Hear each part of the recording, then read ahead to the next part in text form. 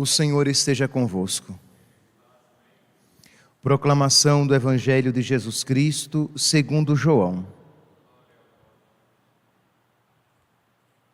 Naquele tempo, Jesus foi para o outro lado da Galileia, também chamado de Tiberíades. Uma grande multidão o seguia, porque via os sinais que ele operava a favor dos doentes. Jesus subiu ao monte e sentou-se aí com seus discípulos. Estava próxima a Páscoa, a festa dos judeus.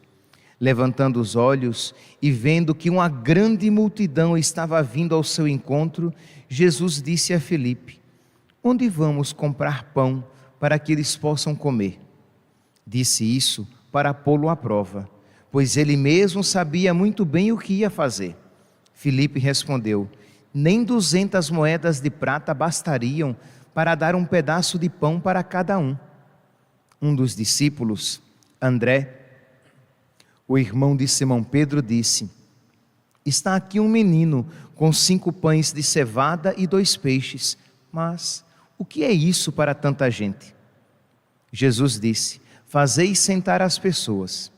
Havia muita relva naquele lugar, e lá se sentaram aproximadamente 5.000 homens. Jesus tomou os pães, deu graças e distribuiu-os aos que estavam sentados, tanto quanto queriam, e fez o mesmo com os peixes. Quando todos ficaram satisfeitos, Jesus disse aos discípulos: "Recolhei os pedaços que sobraram, para que nada se perca." Recolheram os pedaços e encheram 12 cestos com as sobras dos 5 pães, deixadas pelos que haviam comido. Vendo o sinal que Jesus tinha realizado, aqueles homens exclamavam: "Este é verdadeiramente o profeta, aquele que deve vir ao mundo." Mas, quando notou que estavam querendo levá-lo para proclamá-lo rei, Jesus retirou-se de novo, sozinho, para o monte. Palavra da salvação.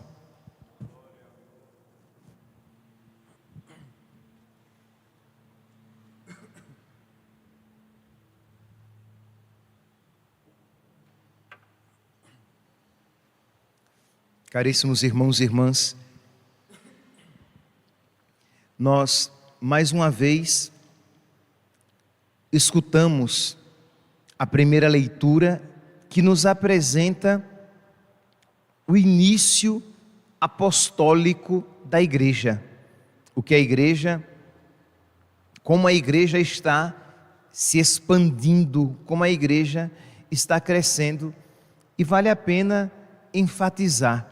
É incrível a postura dos apóstolos, a coragem que eles demonstram, o desprendimento de si mesmos, porque o interesse deles, o único interesse deles é a glória de Cristo, fazer a vontade de Deus, estar unido a Deus.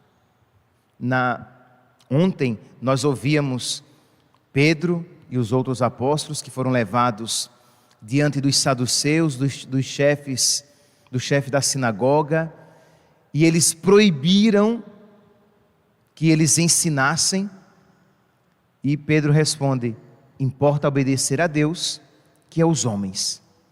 Então esse destemor, essa valentia, eles agora estão aqui, foram chamados. Estamos em Atos dos Apóstolos, capítulo 15, agora versículo 40. Chamaram então os apóstolos, já que eles não obedeceram, mandaram açoitá-los, isto é, eles foram açoitados com varas ou com azorrague, mas eles levaram 39 açoites, porque a lei proibia dar mais do que 40 açoites. Então, para que eles não errassem a conta, eles sempre davam 40 menos 1, isto é, davam 39 açoites. São Paulo fala que por 5 vezes ele foi açoitado.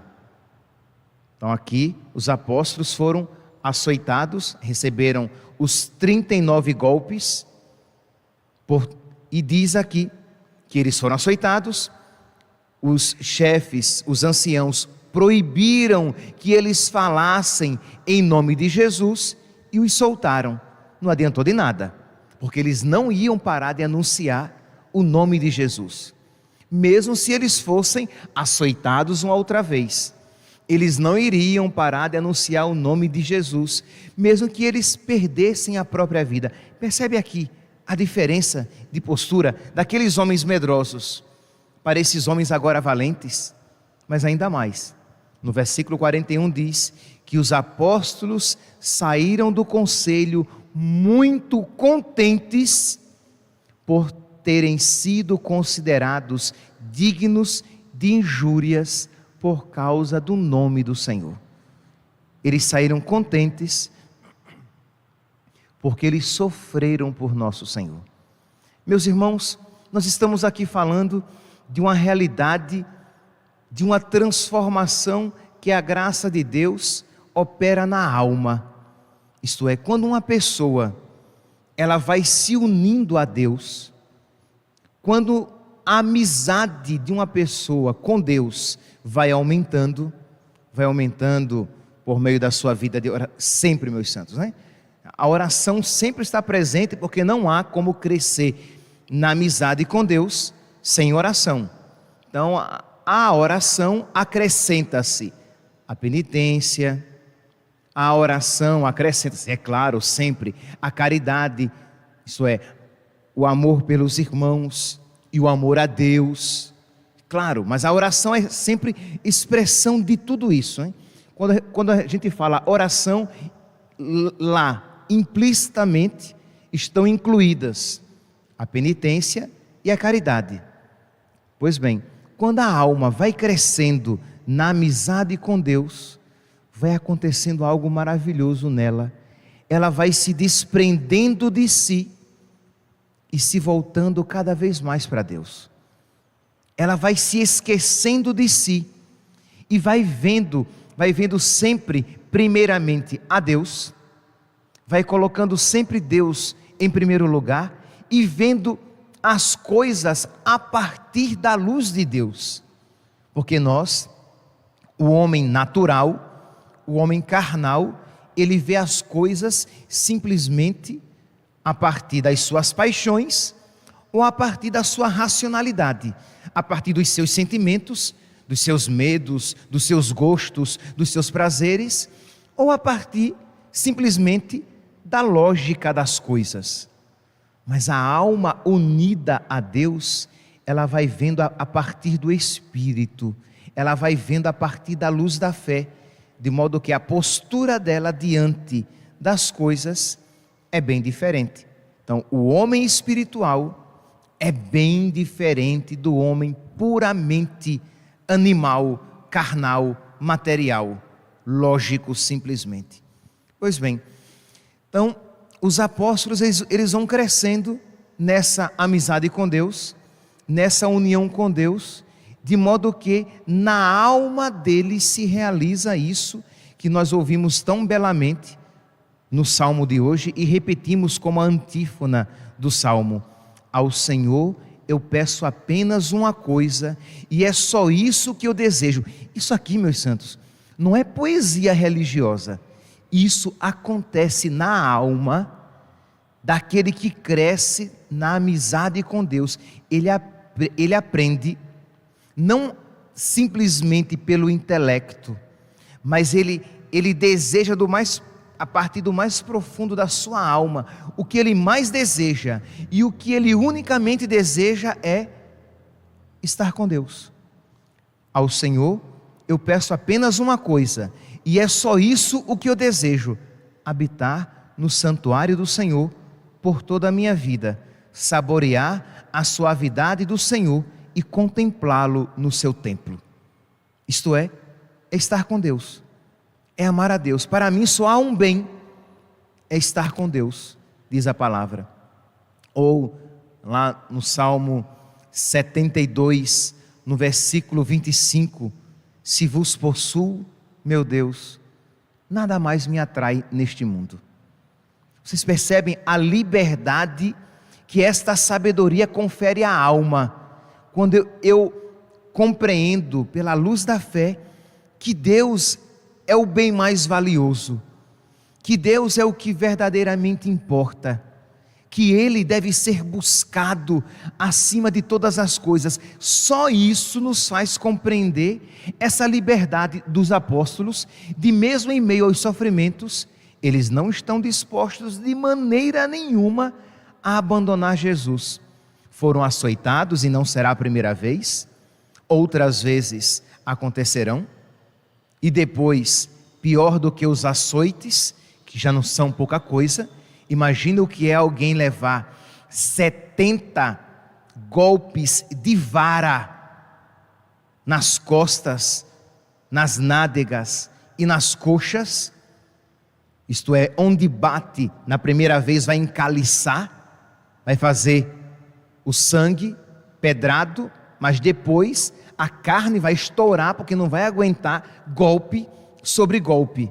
Então nós não estamos falando aqui de uma poesia, nós não estamos falando aqui de que a alma que cresce na amizade com Deus não sofre. Sofre, só que ela aprende a amar até o próprio sofrimento. Não é isso que diz Santo Agostinho de Hipona? Quem ama não sofre, se sofre, ama até o sofrimento. Então, eu não quero aqui nem de longe diminuir o aspecto doloroso de viver neste mundo fiel a Cristo, cada um na sua circunstância de vida.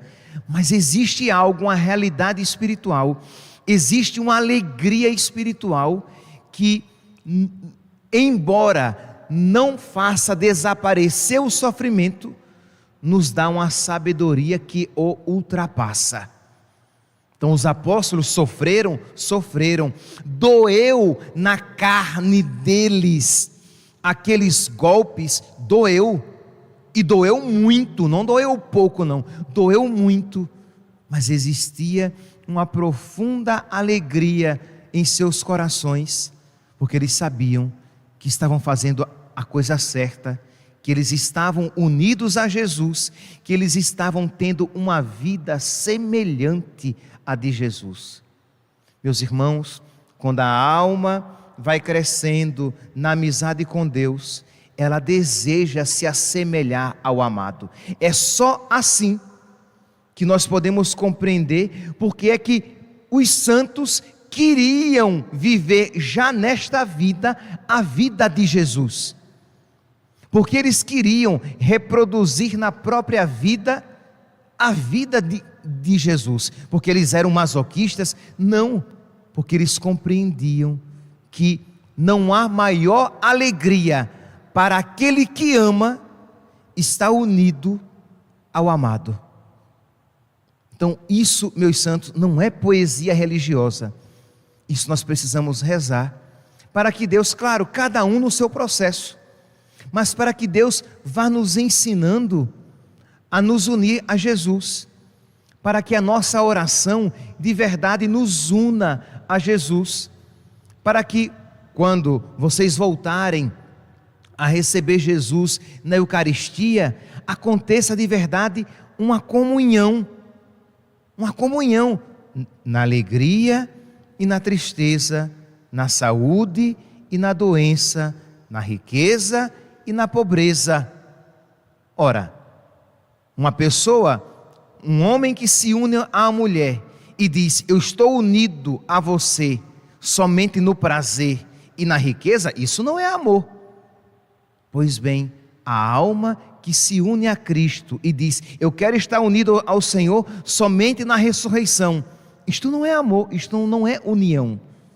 Mas o que eu estou dizendo é que não será apenas um imperativo intelectual, será um imperativo da alma. Você desejará se unir a Jesus, e se unir na alegria e na tristeza, na saúde e na doença, na riqueza e na pobreza. É por isso que os apóstolos, versículo 41, Atos dos Apóstolos, capítulo 5, versículo 41, os apóstolos saíram do conselho muito contentes, cortados, chagados, surrados, eles tinham apanhado e saíram muito contentes, porque eles apanharam por Cristo, eles sofreram por Cristo, eram discípulos de Cristo, e a cada dia, no templo e pelas casas, não cessavam de ensinar e anunciar o Evangelho de Jesus Cristo. Mas não disseram que se eles fizessem isso, eles voltariam a sofrer e poderiam até morrer? Sim, mas o que é que vai fazer com que eles deixem de fazer aquilo que agrada a Deus para agradar aos homens? Santa Teresinha, eu até ontem citei rapidamente, quando fiz menção do quem ama não sabe calcular, né? Acho que foi ontem, se não foi ontem, foi antes de ontem, se não foi antes de ontem, foi antes de ontem. Mas foi em alguma dessas homilias que eu citei Santa Teresinha, dizendo que quem ama não sabe calcular. Essa afirmação dela está em um poema em que ela fala do viver de amor, que é exatamente isso. Isso é, da alma que se une a Deus de tal maneira que ela quer amar a Deus em tudo. Ela quer viver de amor, porque foi assim que Deus viveu. Jesus viveu de amor, viveu para amar a Deus e para nos amar. E viver de amor porque ela quer amar a Deus aqui neste mundo, tendo uma vida semelhante do seu amado. Vou ler apenas alguns trechos desse poema. Ela diz assim: vives, Jesus, vives por mim numa hóstia escondido, escondida também eu por ti viverei.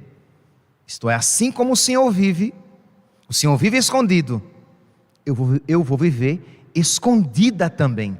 Então percebe que é um desejo de ter uma vida semelhante à de Jesus, é próprio de quem ama. O amante deseja se assemelhar ao amado. Se você ama, eu já falei aqui tantas vezes isso, quando você ama alguém, você começa até a repetir as manias, os trejeitos, os costumes daquela pessoa.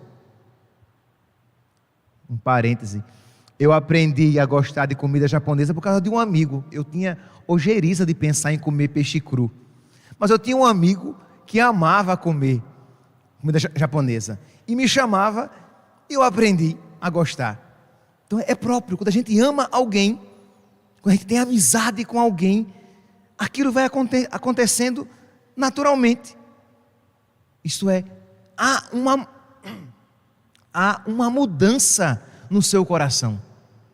Então, precisamos nos unir a Jesus para que Ele nos ensine a ser mais desapegados de nós mesmos, porque senão todo e qualquer sofrimento será um tormento, porque o sofrimento é sempre o quê? Uma frustração da nossa vontade.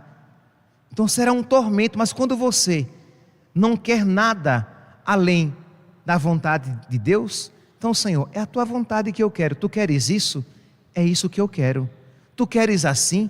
Assim que eu quero também. A ti te agrada mais deste modo? Nossa, sempre foi meu sonho desse modo, de querer o que Deus quer. Pois bem, continua então Santa Teresinha: viver de amor não é nesta terra a nossa tenda armar nos cumes do Tabor. Então ela já diz, olha, viver de amor não é procurar alegria nesse mundo, querer armar a tenda no Tabor.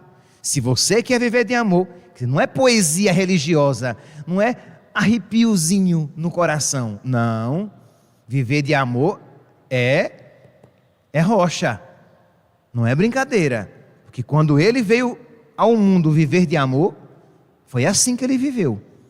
Então, viver de amor é isso, é subir o Calvário com Jesus e, como um tesouro, olhar para a cruz, saber que o tesouro está ali, escondido.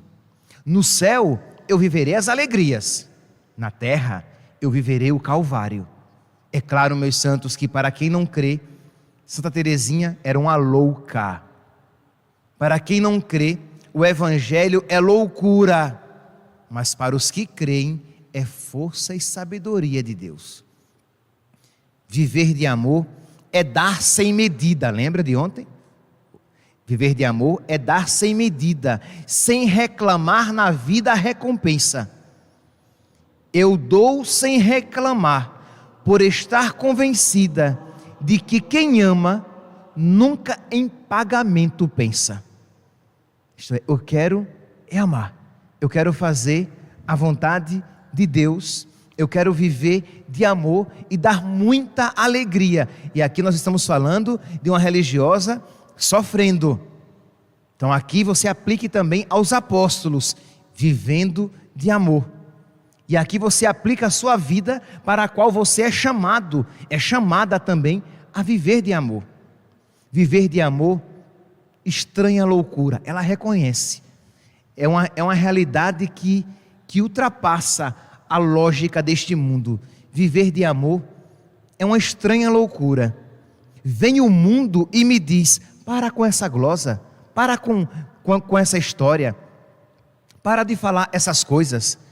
Você está bobinha, você está louquinha, para com isso. As pessoas dizem, vocês sabem que é isso que o mundo diz para o Evangelho.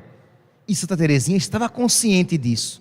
Então ela diz, vem o mundo e me diz, para com essa história. Não percas o perfume e a vida que é tão boa. Aproveita a vida, rapaz. Vai ser feliz, você tem direito de ser feliz. Como é que você vai destruir a sua vida nesse casamento furado? Como é que você vai perder a sua vida querendo seguir o Evangelho à risca e perdendo os prazeres do mundo? Como é que você vai se deixar humilhar e sofrer tanto assim? Aproveita a tua vida, porque ela é apenas uma, não é assim que o mundo diz? Carpe diem. Aproveita agora, o dia de hoje, porque você só tem essa vida. E o cristão diz, não, eu tenho a vida verdadeira, essa aqui é Calvário, deleite é no céu.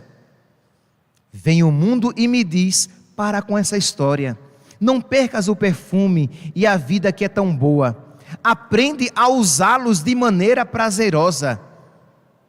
E ela responde, ah Senhor, amar-te é o meu desperdício fecundo. Isto é, eu vou perder a minha vida, eu vou deixar que o grão de trigo caia na terra e morra. Eu vou perder tudo por causa de ti. Não foi isso que São Paulo diz? Por causa de Deus, por causa de Jesus, eu perdi tudo. E tinha tudo em conta de cocô, de esterco. Foi isso que São Paulo disse. Comparado a Cristo, tudo é esterco. Riquezas, glória, comodidades. Por Ele, perdi tudo isso. Percebe? Viver de amor. E é importante que você olhe para o seu coração, veja que isso ainda não é uma realidade na sua alma e diga, Jesus, me ensina a querer isso. E se você, meu santinho, minha santinha, já começa a se sentir atraído a isso, diga, Jesus, aumenta ainda mais essa vontade, aumenta ainda mais essa sabedoria, que eu creia de verdade e queira viver e morrer de amor, que é o que Santa Teresinha vai dizer. Morrer de amor é bem doce martírio, bem quisera eu sofrer para morrer assim. Morrer de amor, eis a minha esperança, quando verei romperem-se todos os meus vínculos, só meu Deus há de ser a minha grande recompensa. Meus santos, que os apóstolos, que São Paulo, que a Virgem Santíssima, que Santa Teresinha intercedam por nós, para que estas palavras fiquem impressas na nossa alma, não como poesia religiosa, mas como a mais verdadeira, como a verdade mais iluminadora da nossa alma e do nosso viver. Louvado seja nosso Senhor Jesus Cristo. Para sempre seja louvado.